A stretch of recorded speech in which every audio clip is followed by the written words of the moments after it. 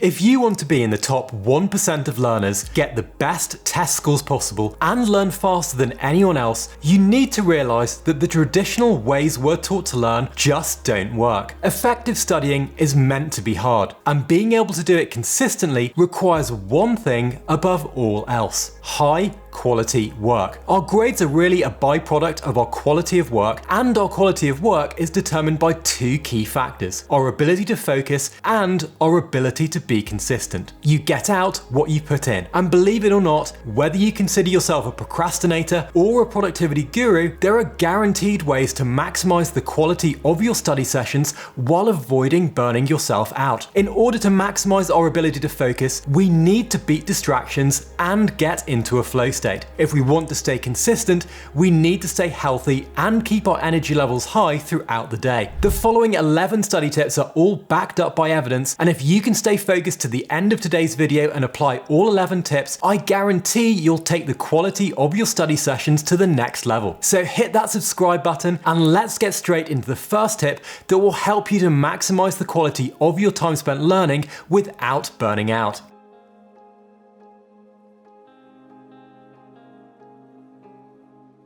Our first step towards studying consistently is to understand the principles of energy management. Let's be honest, we all have our own quirks and preferences when it comes to studying. Some of us are early birds while others are night owls. The key is to understand which one we are and to plan our study sessions around it. After all, we can have the best environment possible, a clear set of goals, and all the materials we need, but it'll all be for nothing if we're running low on energy and don't have the willpower to even open our laptop. It's therefore crucial that we identify the peak times when we feel most energized and plan our study sessions during these periods to maximize our studying efficiency. For me, I always found that going to bed around 10:30 at night and then waking up early around 6:30 and then going straight to my desk was when I had the most willpower to overcome distractions and the most energy to work on those difficult topics. Psychologist Roy F. Baumeister outlined this in his book Willpower, and he basically says that as our energy levels decrease during the day, we're more likely to tire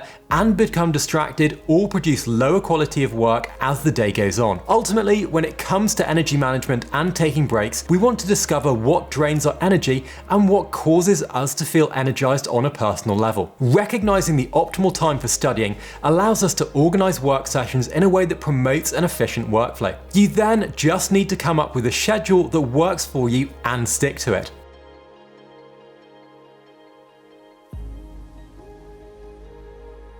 And this brings us to tip number 2. To manage our energy effectively, we need to prioritize taking meaningful breaks between work. Maintaining a high energy level will result in a deeper focus and more critical thinking. So prioritizing tasks for when we feel most energetic will work wonders for the quality of work that we produce and the effectiveness of our study sessions. We can always reserve the less demanding activities, things like reviewing notes or organizing our study materials, for times when our biological battery is feeling a little bit low. It's also important that we break our study tasks down into manageable bite-sized chunks. When I was in med school and attempting to study for hours on end without breaks, it led to mental fatigue and exhaustion, not getting better grades. Instead, what I then did was set specific goals for each study session, such as completing a certain number of practice questions, and then reward myself with something fun or relaxing after I hit that goal. I'd reward deliberate, meaningful progress rather than just time spent studying. Short, more frequent breaks for around 5 to 10 minutes every hour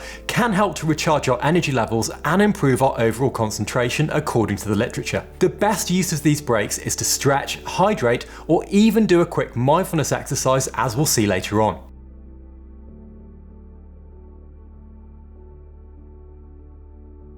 Sticking with focus, changing our approach to how we study isn't going to be easy, but adopting good habits and positive strategies, even if it takes months or years, will definitely pay off in the long run. Trust me, I know what it's like to fall into the pattern of cramming for a test at the last minute. It's what I did during my first year at medical school, but it's not healthy or productive, and I actually ended up burning out through cramming and learning far less than if I'd stuck to a set schedule. And cramming is also just really stressful, which in itself can hinder our ability to concentrate. To break out of this vicious cramming cycle, we first need to switch our study sessions from passive ones to being active ones. The aim here is to increase our efficiency so that we waste less time and it becomes easier for us to sit down and focus on doing active tasks, things like active recall questions, where we're engaged with the material deeply rather than just passively reading, which I always found was far less engaging, and I was more likely to become distracted, especially if a chapter in a book I was reading was really boring. So an activity like rereading your notes is considered to be a passive studying method, while self-testing or just getting a friend to test you is an active method of studying. A simple way to think of this is that any activity that fails to challenge you is passive, whereas an active task may force you to find out where you've gone wrong and allow you to rectify it immediately.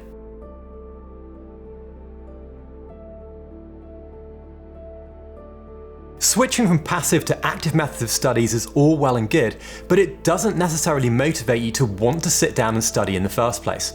For this, we need to get into the mindset that the work we do is good for us and recognize that we're building towards something positive in the future. All too often, we tend to lose sight of our end goal, whether it's a career that pays lots of money and allows us to live comfortably, or just passing a test that will ultimately let us do something we want to do, like being able to drive a car. Creating a short-term reward system might help you to combat this, and it works as a really good motivator for most people. If I'm really struggling to sit down and work, for example, I'll set myself a reward goal at the end of that study session, something like going to the gym, grabbing a coffee, or watching a show on Netflix. It sounds a little silly at first, but having a clear sense of purpose can help us to sustain our energy and our enthusiasm, even if we're working through something we don't want to be spending time on. As long as you have the self-discipline to see it through, this technique can be really effective when it's used correctly.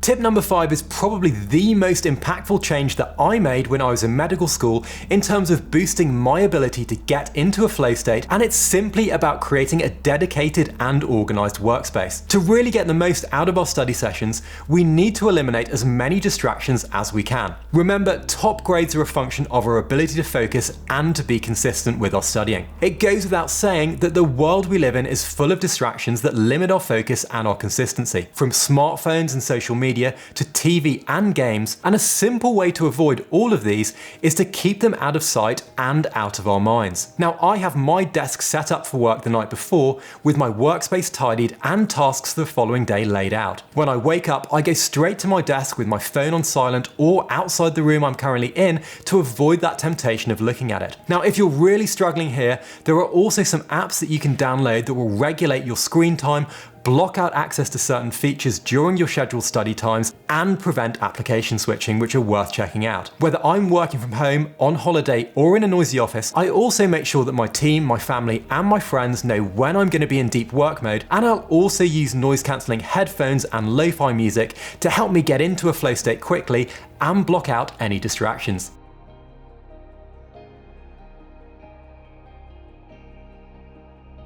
The study tips so far have been mainly centered on improving our ability to focus. Getting top grades is a function of our ability to focus and our ability to stay consistent. And so the next few tips are going to look more at consistency and building study habits. So tip number 6 is something that I highly recommend doing, and it's finding a study community. This is either a partner or a group of people whom you can study with on regular occasions. Not only does this increase our focus and productivity, but it will also provide motivation and hold us accountable as a member of that study group. What's more, the opportunity to pause and engage in meaningful discussions about challenging topics with fellow students constitutes a high-impact learning strategy, which is again active rather than passive. This approach enhances long-term retention of knowledge, and it can also help to identify and fill in the gaps in your own learning that we may not have found out on our own. Whether you decide to study solo or with others, you'll want to vary your studies to avoid suffering from burnout. We don't always need to be doing something heavy to be productive. Some people like to gamify their studies, coming up with fun and interesting ways to test themselves and to compete against others. Now, for me personally, I find this doesn't work too well for me, but as I said before, we're all a little bit different, and coming up with a game to help you learn something could be a welcome distraction and change your usual routine. No matter what anyone else says, you need to find study techniques that work effectively for you, and don't be afraid to experiment and get creative with how you're studying.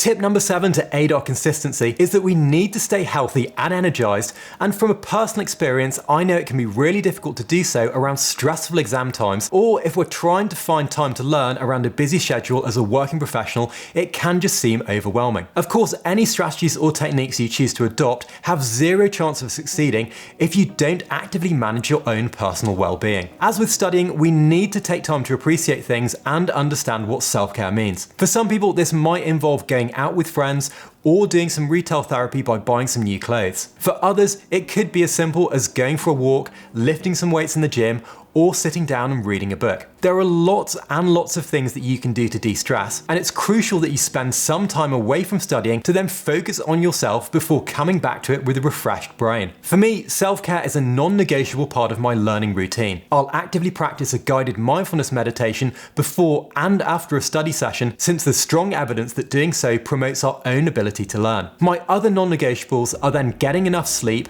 exercising, and eating healthily, which we'll touch on in the next 3 study tips, starting with the importance of sleep.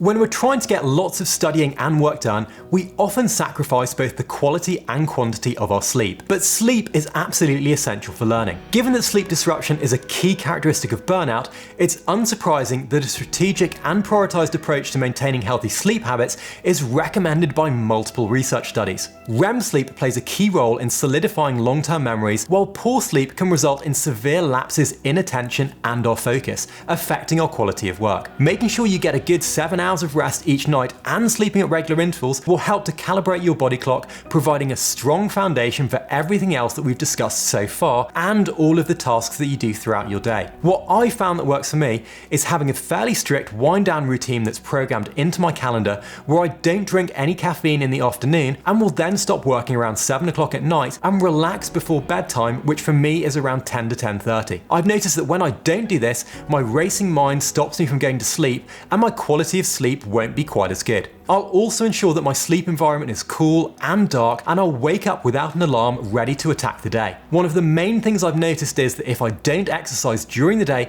my quality of sleep won't be quite as good, and there's tons of evidence showing that sleep and exercise and learning have a reciprocal relationship. So let's look at exercise next.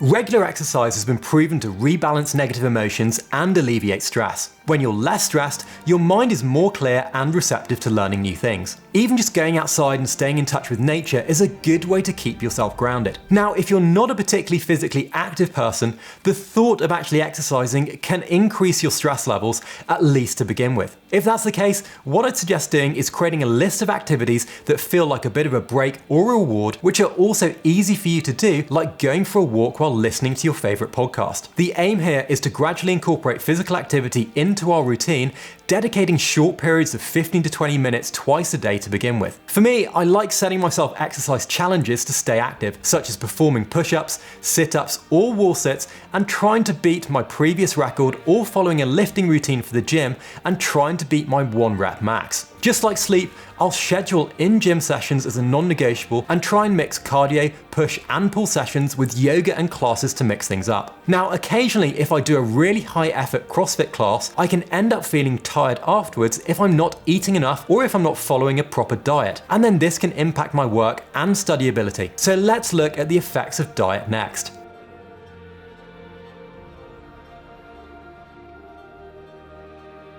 Managing our diet is another crucial aspect of active well-being that helps us to remain consistent when studying by keeping our energy levels high throughout the day, despite our body's normal blood sugar fluctuations. Healthy inputs equal beneficial outputs, so staying hydrated and eating well are key for maintaining our energy levels. I try to avoid drinking tons of coffee or eating sugary foods, which will lead to an inevitable crash in my energy level. Instead, I'll opt for balanced meals and snacks that provide sustained energy, including things like fruits, vegetables, whole grains and lean proteins, as well as lots of healthy snacks like nuts and blueberries, which themselves have been shown to be beneficial to our brain's ability to function at its best. Just like exercise, the thought of obtaining, preparing, and enjoying meals during a dedicated study period can appear really daunting to begin with. Luckily, you don't need to be a nutritionist in order to comprehend what you can eat every day and what you need to avoid. It needn't be a costly or time-intensive exercise. Cheap, healthy meals cooked in a slow cooker can be prepared in bulk on a Sunday evening, and you can reserve special meals like a treat or reward to simplify the overall meal preparation process.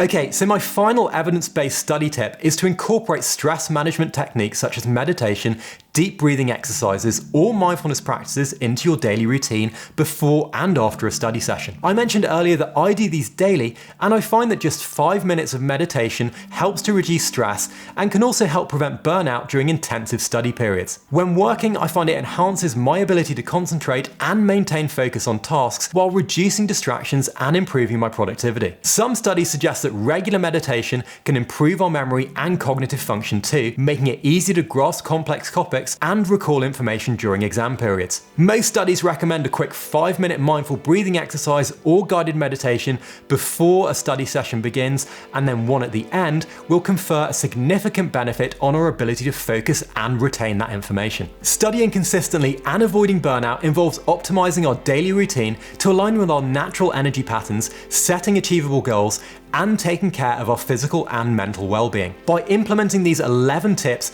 we can maintain a sustainable and effective study routine over the long term without burning out or causing ourselves any harm. Keep in mind that our energy levels and circumstances may change, so be flexible and be willing to adjust your study routine as needed. Now, I hope you enjoyed this video, and I certainly found these tips helpful during my time at medical school, and it makes me super happy and energized to share all of my knowledge with you guys. I've popped up a link over here to a deeper dive into more study methods that I found really useful, and I recommend that you check them out too. Thanks so much for watching and for subscribing to the channel, and I'll catch you again next time.